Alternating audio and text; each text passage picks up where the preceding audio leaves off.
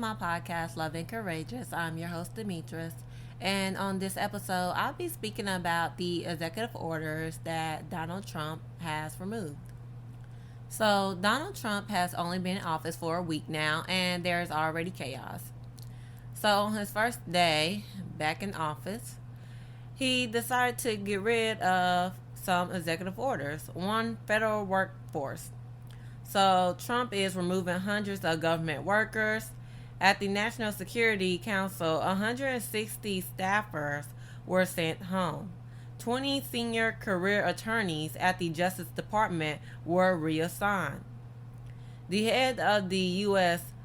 Coast Guard and Transportation Security Administration was fired.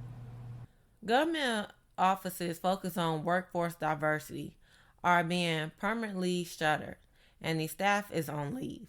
Trump said that he plans to fire over 1,000 officials appointed his Democratic predecessor, Joe Biden.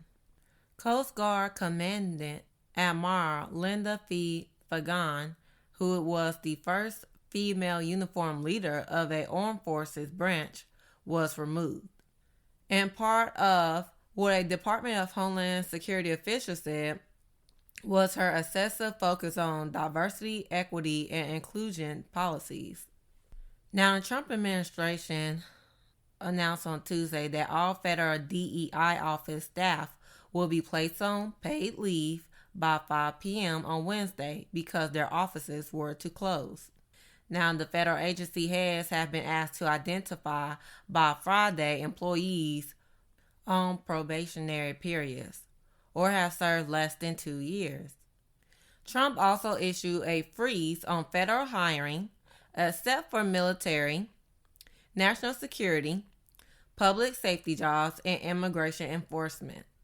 The 160 staff members at the National Security Council were told during a brief call on Wednesday to turn in their devices and badges and to head home. Now, Trump has signed an executive order to make it easier to fire federal workers by reclassifying their job status. The National Treasury Employees Union, that represents 150,000 employees and 37 federal agencies and departments, sued Donald Trump and other administration officials on Monday in federal district court for the District of Columbia, looking to block the order. The union argues in the lawsuit that the executive order wrongly applies employment rules for political appointees to career staff. Majority of more than 2.2 million employees of the federal government are career civil servants who are hired on merit and serve the government as a whole.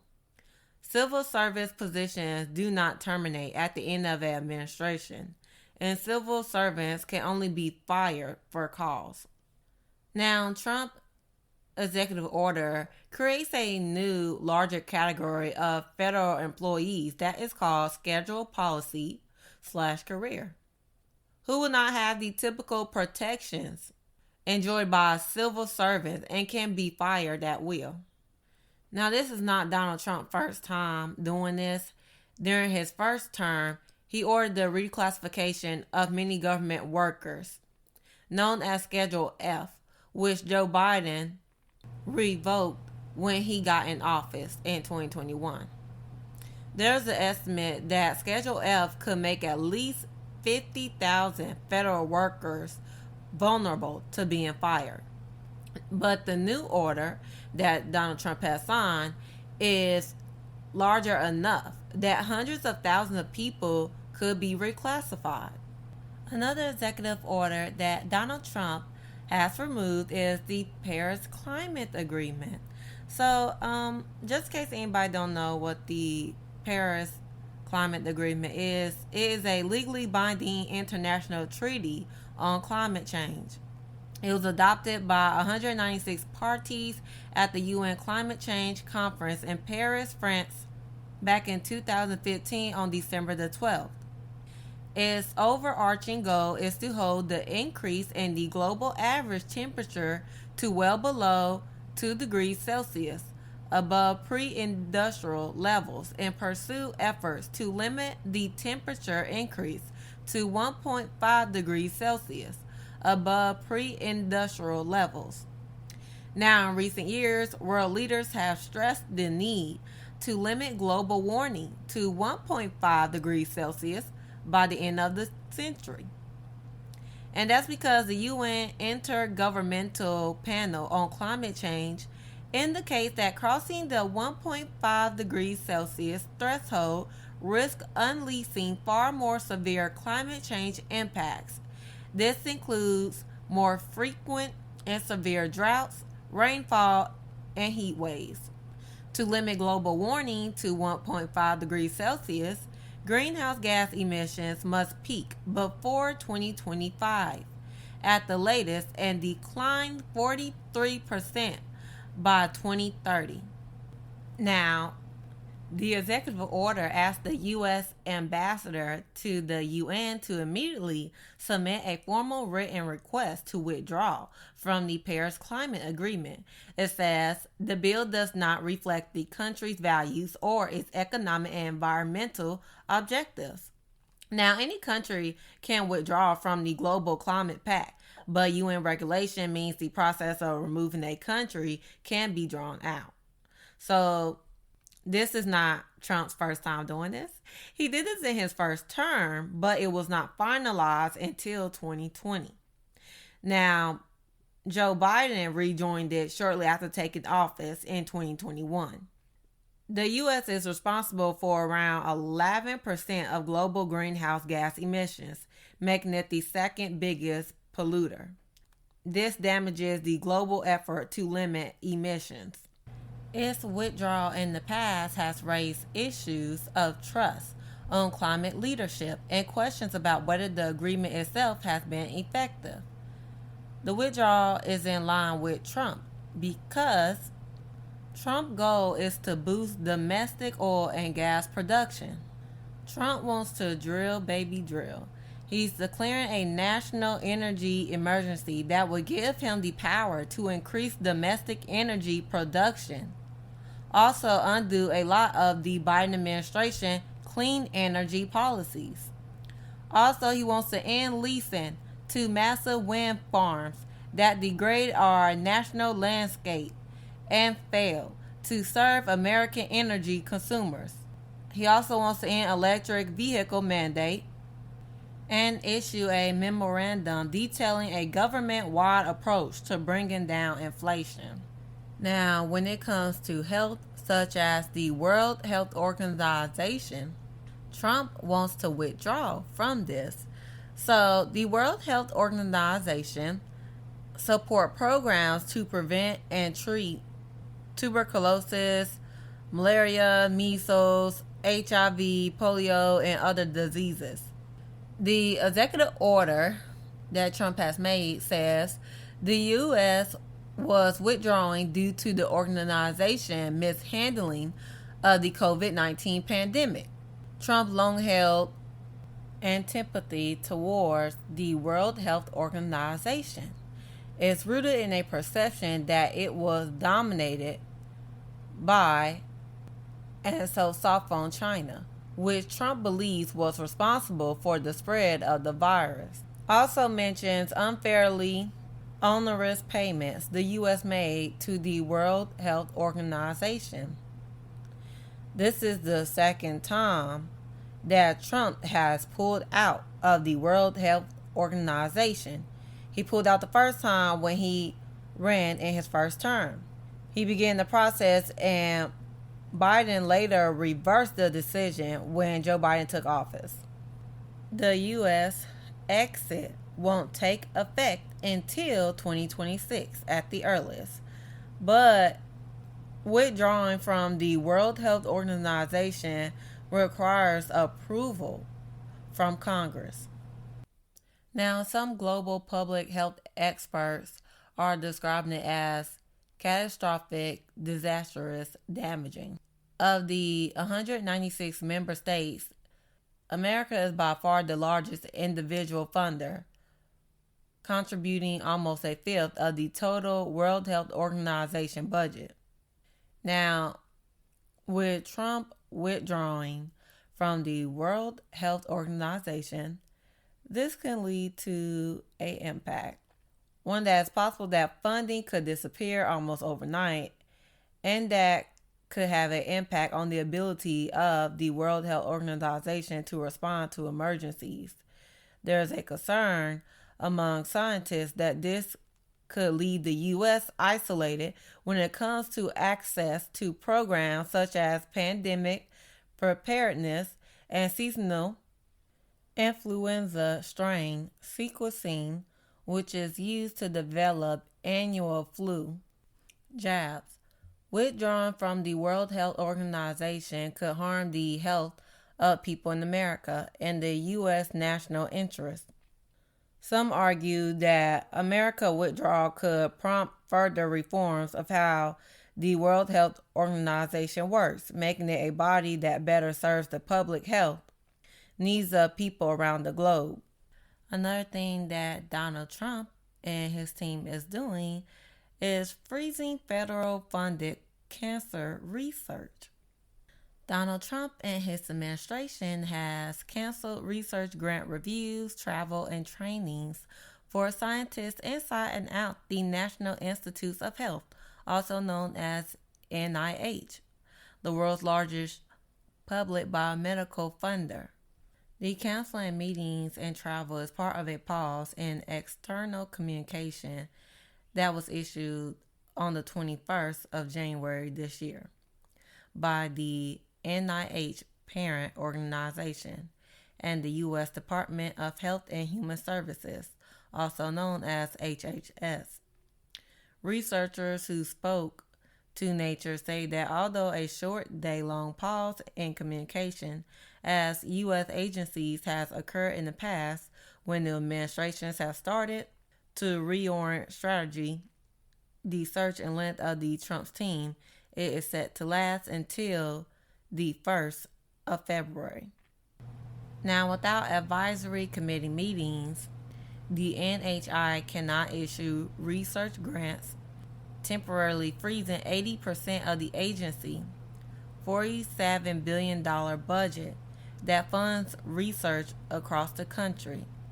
The pause includes mass communication and public appearances that are not directly related to emergencies or critical to preserving health, according to a NIH spokesperson. They said, I quote, "This is a short pause to allow the new team to set up a process for review and prioritization."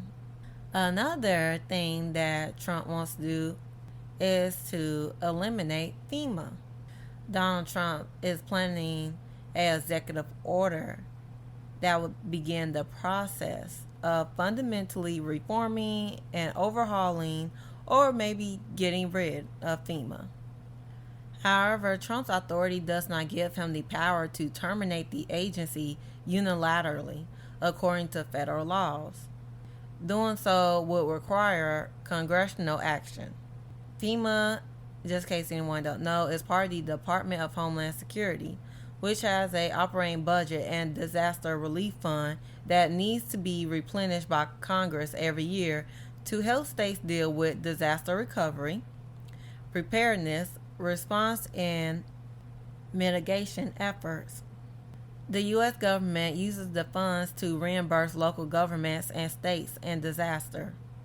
Congress last year replenished the disaster relief fund by $110 billion, with $29 billion for FEMA's response, recovery, and mitigation activities related to presidentially declared major disasters, including Hurricane Helene and Milton, which Joe Biden signed into law in December. Now, when a disaster hits, states and local governments are in charge, and a lot of what FEMA does is support them and reimburse states for disaster aid. But Trump claimed this process has not worked well and hurt people in disaster areas. Trump said, I quote, "You want to use your state to fix it and not waste time calling FEMA. And then FEMA gets here and they don't know the area. They never been to the area and they want to give you rules that you never heard about.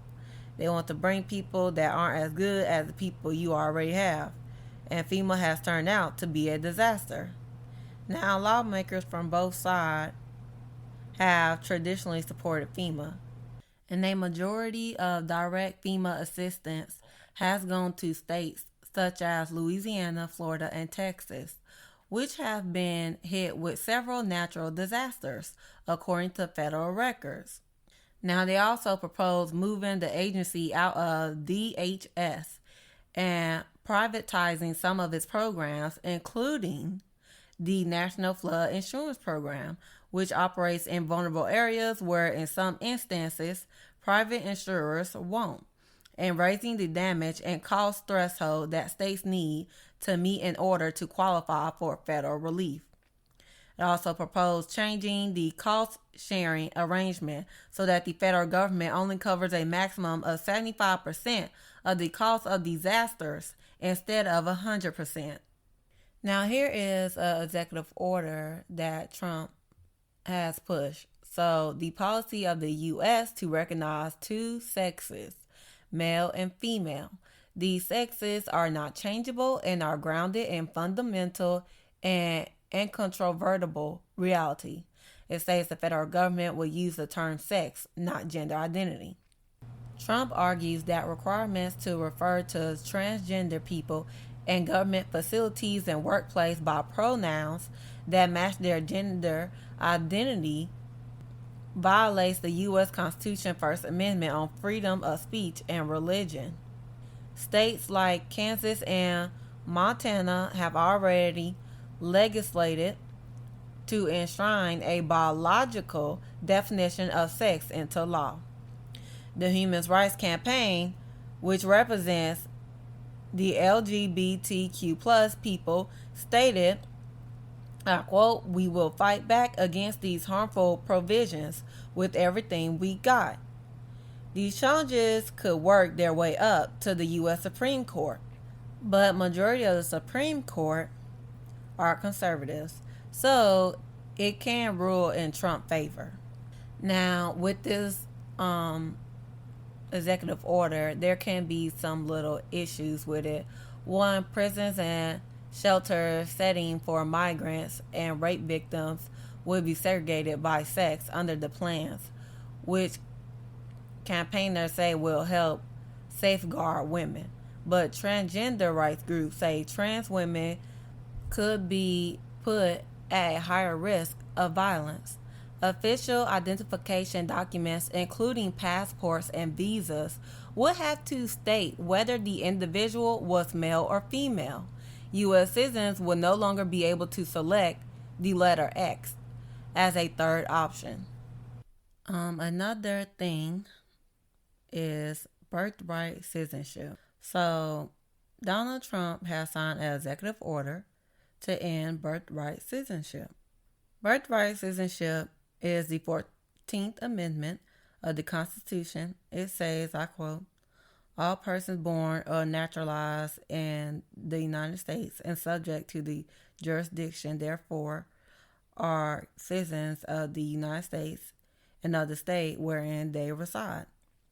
This amendment was ratified in 1868, sought to extend citizenship to formerly enslaved people after the Civil War. Now, since Trump has signed this executive order, Trump has been hit with at least 4 separate lawsuits, including nearly 24 state attorneys generals, a group of pregnant mothers and immigrants' rights groups, including the American Civil Liberties Union, also known as ACLU. Now, on Thursday, a federal judge temporarily blocked the order, which has been slated to take effect on February the 19th. U.S. District Judge John Coffenor called it blatantly unconstitutional. I've been on the bench for 4 decades. I can't remember another case where the question presented is as clear as this one is. Now, Trump acknowledged that the executive order can be challenged. And he said, I quote, "We think we have good grounds to move ahead. We're the only country in the world that does this with birthright citizenship. But that is not true. That's not true at all. Dozens of countries, including Mexico, Canada, and South American nations, offer birthright citizenship. Now, here are some things that Trump wants to change about the birthright citizenship. In the executive order, it asserts that children born to parents without legal status in America are not subject to U.S. jurisdiction and are not entitled to U.S. citizenship. It also extends to children born to parents with temporary legal status in the country, such as foreign students or tourists.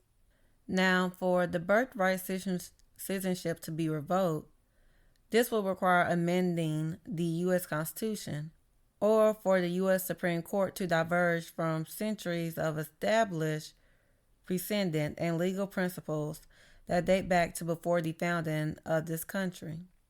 Congress could pass a new constitutional amendment, but it would require a two-thirds vote in the House and the Senate, and ratification by three-quarters of states.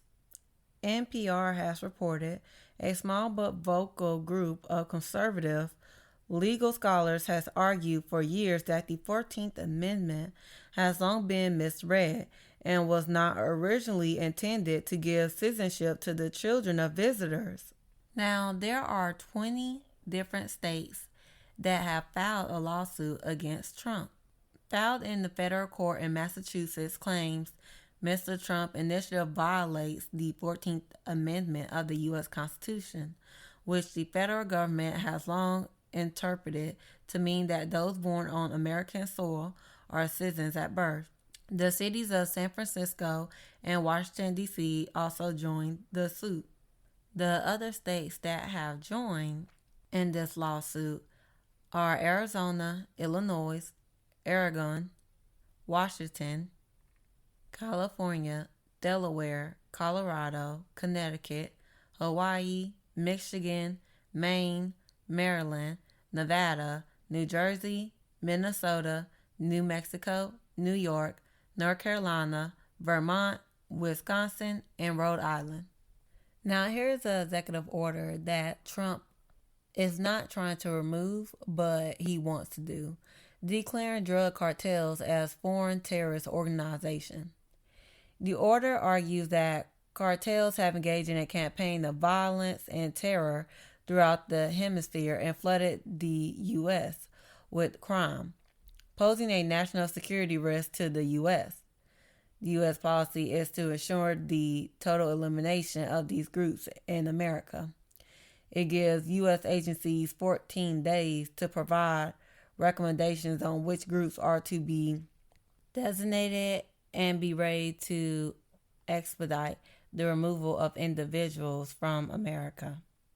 Now, here's the impact of this. The designation of these groups as foreign terrorist organizations could ultimately be used to justify military action against targets in Mexico or other countries in which similar groups operate. The U.S. federal government dedicate more resources and enhance legal tools to fight cartels and other gangs and go after their business and financial interests on both sides of the border. The last one I'm going to get into is the executive order that Donald Trump is banning efforts such as environmental justice programs, equity initiatives, and DEI considerations in federal hiring. Now, DEI is in the crosshairs of Trump's new Department of Government Efficiency, led by billionaire Elon Musk, who called DEI just another word for racism last year. Now, the changes has come about as wealthy corporate leaders, including billionaire hedge fund manager Bill Ackman and conservative activist Robbie Starbuck, have decried diversity programs on social media. Some companies in America, including Walmart, have backpedaled on some DEI initiatives, including racial equity training programs for staff and evaluations designed to boost supplier diversity. Now, Elon Musk have posted a comment on X that used to be known as Twitter. He said DEI means people die.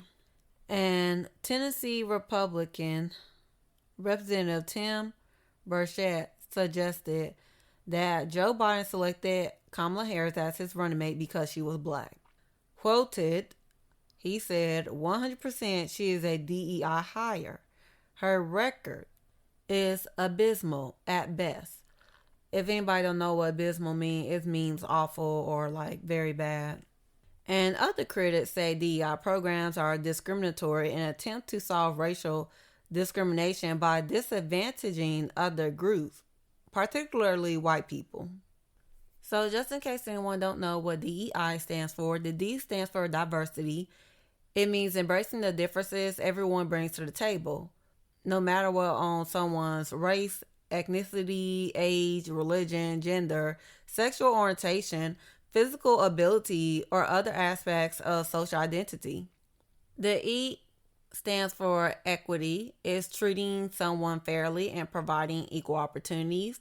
And the I stands for inclusion, respecting everyone's voice and creating a culture in which people from all backgrounds feel encouraged to express their ideas and perspectives.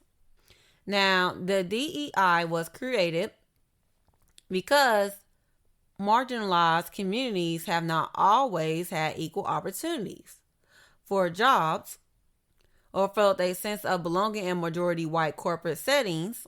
Now, the DEI programs goes back to the civil rights movement, which played a pivotal role in accelerating efforts to create more diverse and inclusive workplaces. The Civil Rights Act of 1964 outlawed employment discrimination based on race, sex, color, religion, and national origin. It also banned segregation in public places like public schools and libraries. And Title VII of the Civil Rights Act established the Equal Employment Opportunity Commission, or also known as EEOC, which works to eliminate employment discrimination. In the 1960s and 70s, a lot of employees began filing discrimination lawsuits with the Equal Employment Opportunity Commission. Companies started incorporating diversity into their business strategies by providing diversity training. Now, colleges and universities also use affirmative action to boost enrollment of students of color at majority white schools, but the U.S. Supreme Court back in 2023 got affirmative action ruling race-conscious college admissions were unconstitutional. Now, some diversity efforts lost momentum after President Ronald Reagan in the 1980s backed corporate deregulation policies, asserting companies should address discrimination internally. Now, that is all the information that I have, but I'm just going to say a few things. I'm trying to keep it short. The issue that I have a lot of issues with this.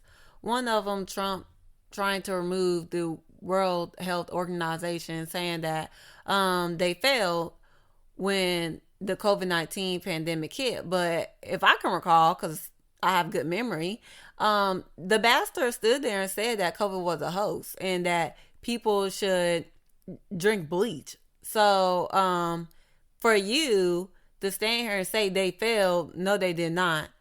Also, when he talking about the cartels and everything and calling them terrorists, oh my goodness. Like, first of all, we have terrorists in this country, okay? They're also colonizers. So the KKK, neo-Nazis, the Proud Boys, okay? They're terrorists. But I think it's funny because he pardoned the January 6th rioters.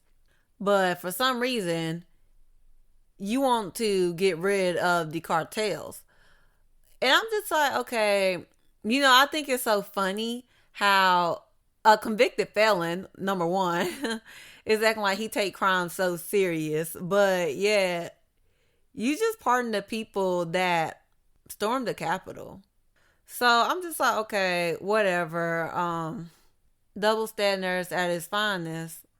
Also, when it comes to the birthright citizenship, another issue. Okay. I am getting sick and tired of these white colonizers acting like they are citizens in this country. First of all, y'all came here illegally. And all they're trying to do is just keep everything white. That's all they're trying to do. But they talking some, well, we want to get rid of that. How you gonna get rid of birthright citizenship? Because they're not only, they're deporting immigrants right now, which we're all immigrants, but also another thing is that you can't get rid of that. You can't stand there and get rid of birthright citizenship, because what they gonna do is that they gonna deport black people, Latinos, and all that stuff. But I guarantee you one thing: they ain't gonna deport the motherfucking white people.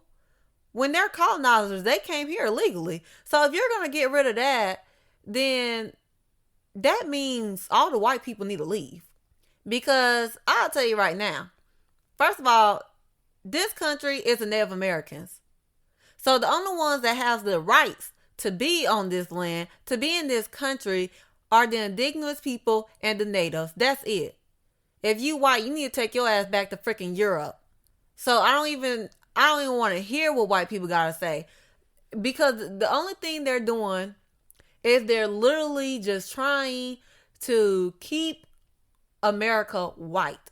But the thing is this, it was never white. It was always indigenous or native. So therefore, we need to go back to that time period when America was native, because it was never white. Like, these white people, they need to get their facts right. I don't know why they walk around acting like that they came here legally when y'all stole land and y'all raped and murdered indigenous people. You didn't come here legally.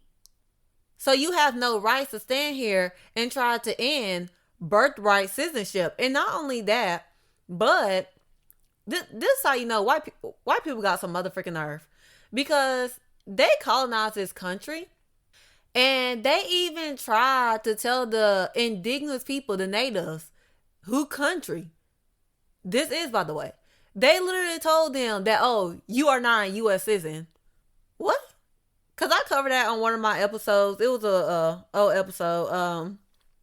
I covered it, but I'm just like, oh, I know dang on well these MFs did not just tell the Native Americans that they are not citizens in their own country. Do you not realize how manipulative that is? Because I guarantee you, these white people are going to try and take the Native American citizenship. How the hell are you going to take away their citizenship when it's their country? That's the most stupidest, manipulative thing I ever seen a day of my freaking life. That's some wild, crazy stuff right there. But yeah, white people think that they're not immigrants. No, you are. You are. Take your ass back to freaking Europe and do it the right freaking way. Come here legally. That's what you do.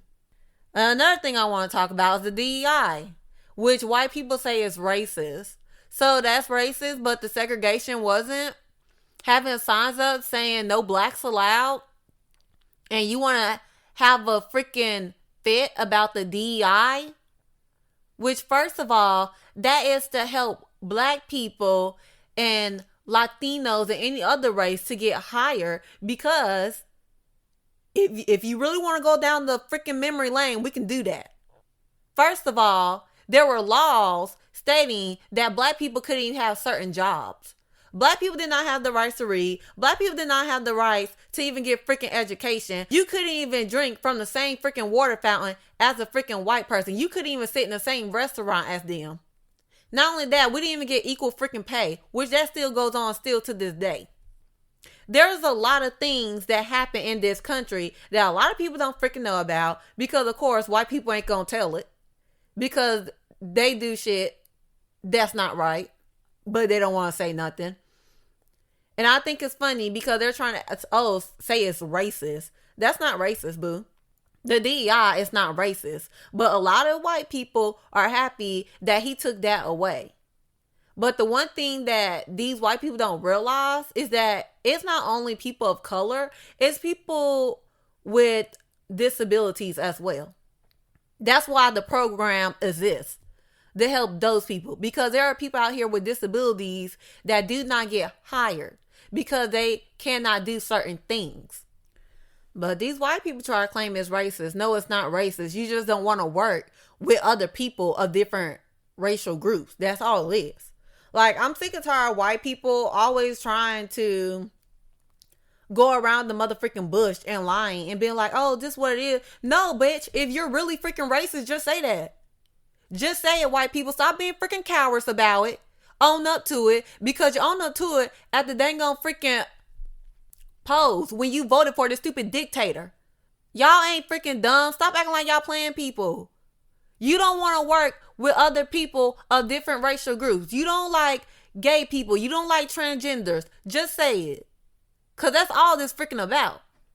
It's all about y'all keeping y'all stupid little white privilege. Y'all want to keep these dang on businesses white, all the employees white, like how it was back in the motherfucking day.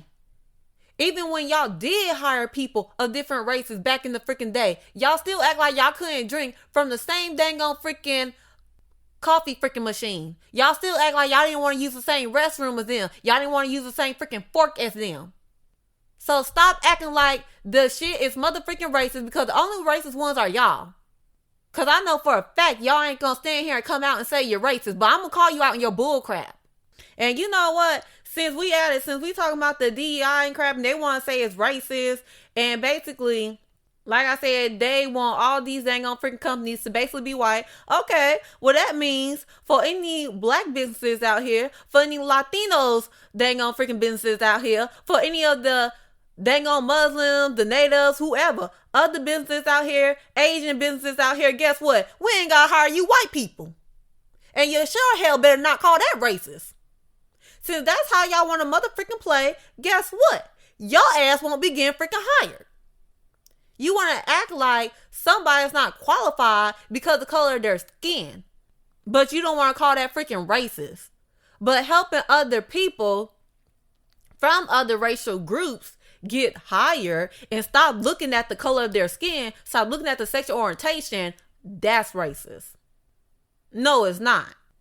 It's not racist at all. You're just a racist piece of shit, and also a freaking colonizer that just wants to maintain your white privilege, because these programs you do not benefit from. It's that freaking simple. That is all that I have to say, and now I'm going to get into the Black History fact. The Black History fact for today will be about sundiata Keita, the founder of the Mali Empire, ruling from 1235 to 1255. Sundiata Keita was born into a noble family from the Malanka Kingdom, Kankaba, which was part of the Ghana Empire and ruled by the tyrant Sumanguru. Sundiata Keita secretly put together a loyal army that eventually went to battle with Sumanguru to challenge his power and won. In his victory, he was able to gain control of neighboring regions, chipping away at the Ghana Empire until it was eventually ruined. The consolidation of all his conquests formed the Mali Empire. Mali was able to profit and build its wealth, being situated near the rivers of trade routes, and the peaceful manner of Keita's reign attracted merchants and decades of stability.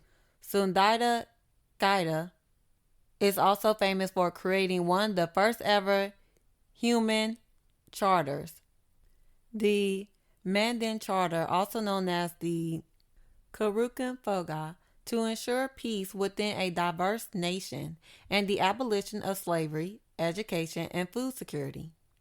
And one of his most famous descendants is Mansa Musa. So that is all for today. Thank you everyone for listening to my podcast, and I hope everybody have a lovely day.